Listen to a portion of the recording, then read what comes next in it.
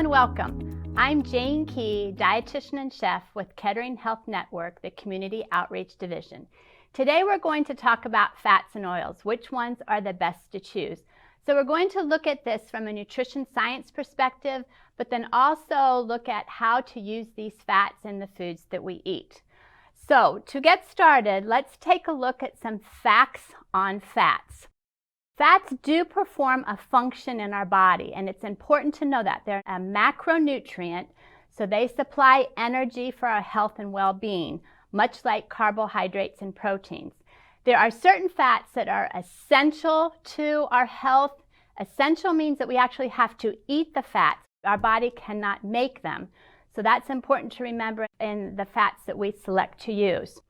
Fats also help us to absorb our fat-soluble vitamins A, D, E, and K.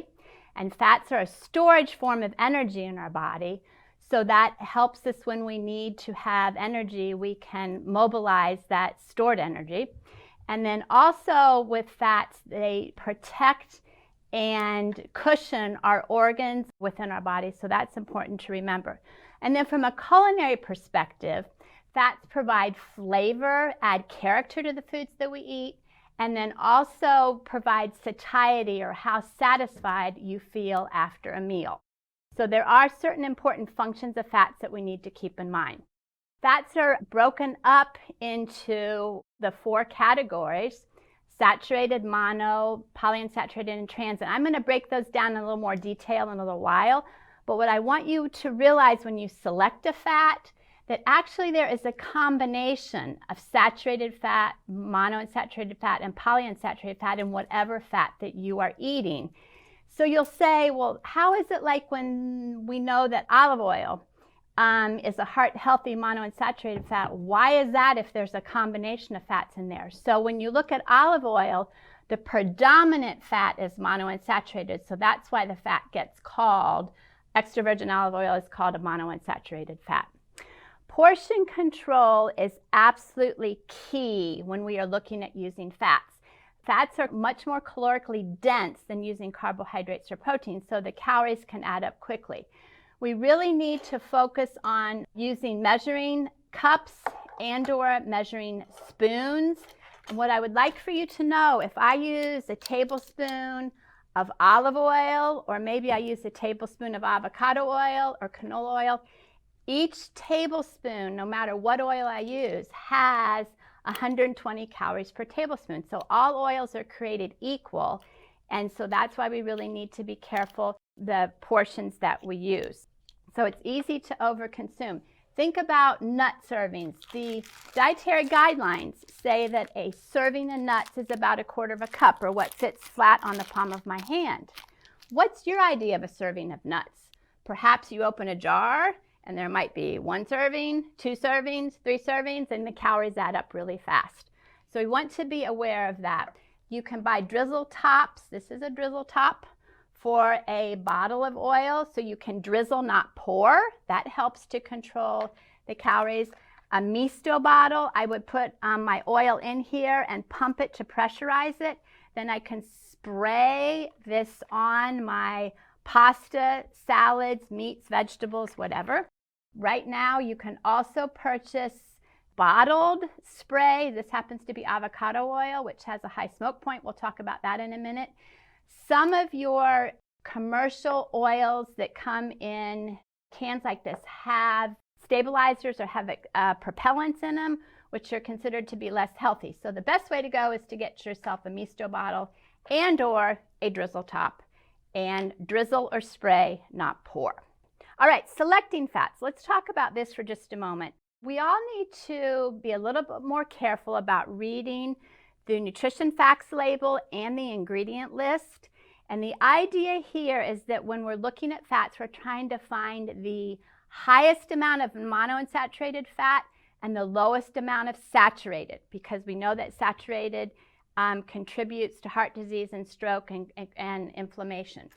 So an example of this would be this nut butter that I have, and you can use almond butter, peanut butter, cashew butter, sunflower butter, whatever pleases you. But this has simply the roasted almonds and salt in it, period. Then you can buy other peanut butters that have added palm oil, coconut oil, perhaps sugars added to it. So we're trying to look at our nutrition facts label and the ingredient list to stay within higher level of monounsaturated, lower level of saturated. I mentioned about using liquid oils. Think about that in comparison to solid fats that you might use. Butter being one of them if you're baking, or perhaps Crisco if you're baking. Vegans or vegetarians use the solid fat coconut oil. So we were trying to use less of solids when we select fats and more of liquids. So anytime you select a fat and can use a liquid over a solid, that is to your advantage health-wise. Another thing that we want to keep in mind, the less refined our oil is, the healthier it is. So extra virgin olive oil is unrefined. All it is produced by compressing the olives and extracting the oil. There's no chemicals and or heat used in that process. So this is considered to be the most nutrient-dense oil, highest in antioxidants. But along with that comes a lower smoke point. Smoke point is literally what it means. It's where the oil starts to smoke and break down, and that is what we're trying to avoid. So an unrefined oil like extra virgin olive oil is going to have a lower smoke point.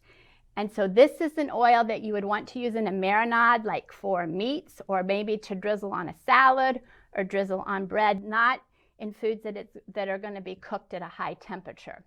There's other oils that have much higher smoke points that you can use and have more neutral flavors, and that might be like your avocado oil, grapeseed oil, and canola oil, and then your basic olive oil is something to consider too, just a basic olive oil, not extra virgin. So extra virgin olive oil is the healthiest as far as antioxidants, but does have the lowest smoke point because it is unrefined. Let's talk about cooking with fats. We want to store oils in a cool and dry place because heat, air, and light are what destroy the healthy properties in the oil, and they become rancid. So think about where you store your oil at home. Is it in a cupboard where it is cooler, or is it at the side of your stove where the heat can get to that? All right, proceeding on here, we're going to talk about the fats that we want to limit in our intake. So limiting saturated fat. What are saturated fats? They're generally solid at room temperature. They a lot of times come from an animal source, and saturated fats raise our LDL cholesterol, which can contribute to heart disease and stroke. Also, they're inflammatory, so that is what leads to disease, chronic diseases within our body. So saturated fats are ones that we want to limit. So some ideas of saturated fats are your red meats. Processed meats would be one of them. So something like this, or the processed meats. Poultry skin, solid fat, so your lard, sour cream, whole milk, 2% milk. And then, as I mentioned, your coconut oil, palm oil is very high in saturated fat. And there is some research going on that maybe our body treats that saturated fat a bit differently, but we do want to be aware that it is still a saturated fat. And then those of you that are chocolate lovers, we need to know that chocolate, because of the cocoa butter, has saturated fat in it. So if you're going to enjoy chocolate, remember portion control there, and that your dark chocolate, the 70% cacao or higher, has greater phytonutrients in it than your milk chocolate. So saturated fats are things that we want to really work to limit in our intake. Avoiding trans fatty acids. So trans fatty acids is generally where you take a liquid, add hydrogen to it to create a solid. So several years ago, trans fatty acids were eliminated from being able to be added to manufactured foods, but we still need to realize that they're around in small quantities, and labeling a food can have less than half a gram of trans fatty acids in it and still be labeled trans fat free. What happens with trans fatty acids is it can raise our cholesterol level, also is very highly inflammatory. So we're trying to get away from using all trans fats, so we want to avoid them as much as possible. So shortenings and stick margarines were typically where we found trans fatty acids. Now what's happened, they have taken out the trans fatty acids and replaced it with saturated fat. So be a smart label reader once again and look at how much saturated fat's in the food that you're selecting, even if it says trans fat free. Hydrogenated oils, so I would take the word hydrogenated or partially hydrogenated would be on certain labels, like your non-dairy whips can have it. Your bakery items oftentimes can have little bits of trans fats in them too. So that is an area that we are trying to totally avoid.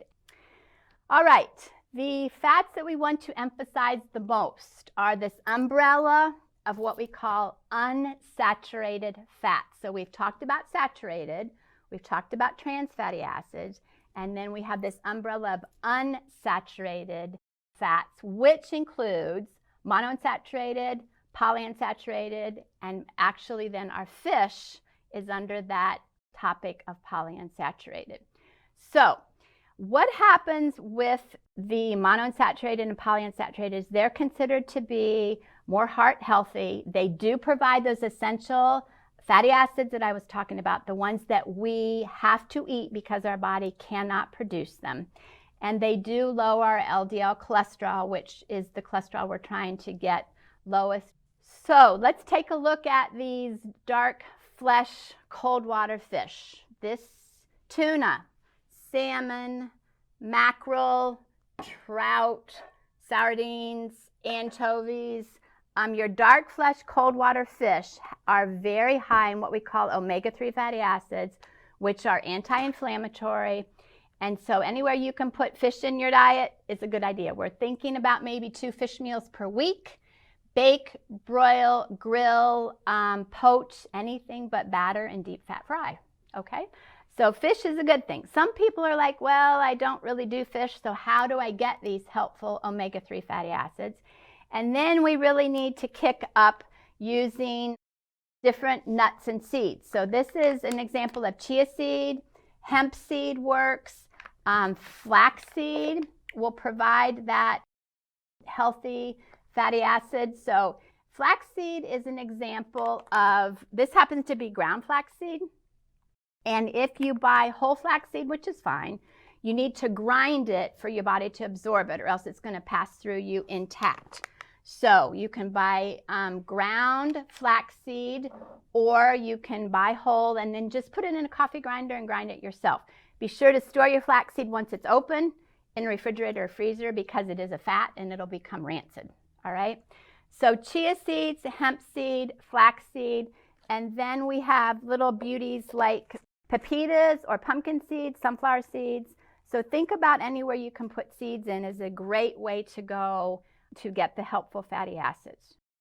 Nuts and nut butters, we talked about using the nuts and the nut butters that would have just simply the ground nuts and maybe a little bit of salt. So that's a good idea, not the ones that have added solid fats and or sugar. All right, so nut butters, and sunflower butter works on, you can use cashew butter, almond, peanut butter, whatever kind of nut butter you prefer. Oils, remember we're trying to use liquid oils whenever we can. So I mentioned that the extra virgin olive oil has a very robust, deep flavor, great to add as a drizzle and a marinade, something that you're not going to cook for a long time. Excellent flavor, but it is stronger flavor. So supposing you need a more neutral oil, you could think about then looking at the grapeseed oil, canola. Some people are a little anxious about canola oil because of the fact that it could be genetically modified. This happens to be organic expeller pressed canola oil, which means that's the first press, and organic would mean that it is not from a GMO product. All right. Avocado oil is getting a lot of buzz right now. It has a very high smoke point, can be used in a variety of hot and or cold items. And then don't forget the beauty of just avocados and olives. Avocados If you're trying to replace, remember, the saturated fat perhaps in a baked item, you can dice up an avocado and use that in place of that. So that's a culinary idea with the avocado.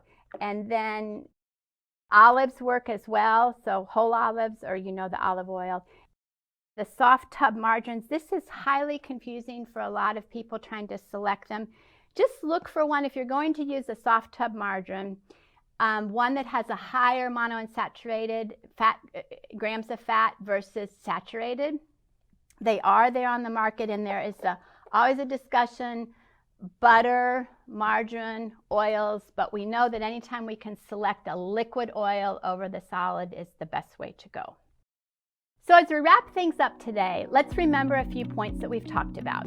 We want to enjoy the flavor of, look at this beautifully prepared meal. Colorful, speaks to the eye. You can only imagine the aroma there too, and the taste. So we want to make healthy fat choices. We've talked about how to do that today. Certainly enjoy the flavor, the character, the depth that fat can give to something that you're eating. Absolutely be moderate in consumption. That means portion control. Keep an eye on how much fat you're actually consuming, because we need enough, but not too much. And choose liquid fats over solids whenever possible. And with that, until we meet again, eat well and be well.